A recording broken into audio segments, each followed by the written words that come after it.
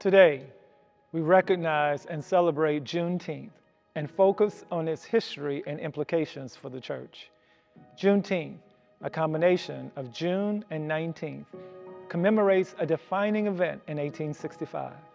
Although the Emancipation Proclamation was issued by President Abraham Lincoln on January 1, 1863, it wasn't until June 19, 1865 that Major General Gordon Granger arrived in Galveston, Texas, and announced the end of slavery. This delay, spanning over 2.5 years, highlights the complexities and challenges of enforcing emancipation across a divided nation. In places where there was not much military presence, slavery continued. It wasn't until troops arrived in Galveston, Texas on June 19, 1865, that 250,000 slaves were set free. It was around 10,000 black troops who delivered that message. General Order No. 3 and their actions to save the Union should also be celebrated during Juneteenth. The newly freed African Americans celebrated this day with prayer, feasting, song, and dance. And over time, Juneteenth has evolved into a symbol of African American freedom and a time of reflection, education, and celebration of African American culture and achievements.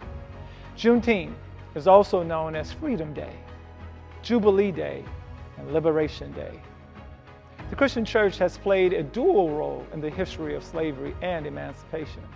On one hand, some denominations and church leaders supported and justified slavery using biblical interpretations that were false. And on the other hand, the church was also a place of solace, resistance, and activism for many African Americans. Churches served as meeting places for abolitionists, with providing spiritual support to those fighting for freedom and equality. Prominent Christian abolitionists, such as Harriet Tubman, Sojourner Truth, and Frederick Douglass, they drew upon their faith to fuel their fight against the institution of slavery.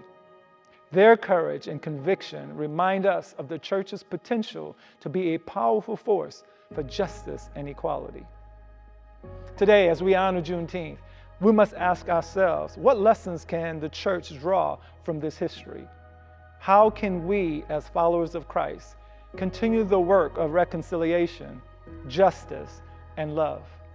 Acknowledging past injustices is important. The church must acknowledge its historical complicity in slavery and systemic racism. This acknowledgement is the first step toward genuine repentance and reconciliation. By facing these truths, the church can begin to heal wounds and build a more inclusive and just community. We ought to promote racial reconciliation. Juneteenth offers an opportunity for the church to actively engage in the work of racial reconciliation. This involves creating spaces for dialogue, understanding, and healing that begins between different races and ethnic groups. It requires a commitment to listening, learning, and standing in solidarity with marginalized communities. We also have to advocate for justice. The message for Juneteenth calls the church to advocate for those things that are right. The church must be a prophetic voice, challenging unjust systems and policies and working towards a society where all individuals are treated with dignity and respect. We must begin and continue to embrace diversity. The celebration of Juneteenth highlights the rich cultural heritage of African Americans. The church should embrace and celebrate this diversity and recognize that it is a reflection of God's kingdom. This includes incorporating diverse voices, traditions, and perspectives into worship, leadership, and community life. Diversity has its place. Living out the gospel is what we're called to do, and at its core, the message of Juneteenth is one of liberation and hope.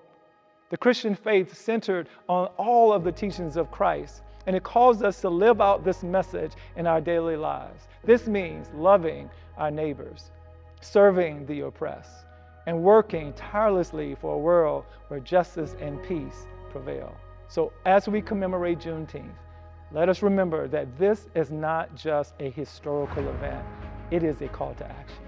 The church has a vital role to play in continuing the journey towards freedom and equality, justice for all. May we all be inspired by the resilience and the faith of those who came before us. And may we commit ourselves to building a future where the values of the gospel are lived out in every aspect of our lives. Let's join Iowa Juneteenth as they challenge all of us to do the work in remembering our history, releasing our past, and reshaping our future. Today, let's answer the call.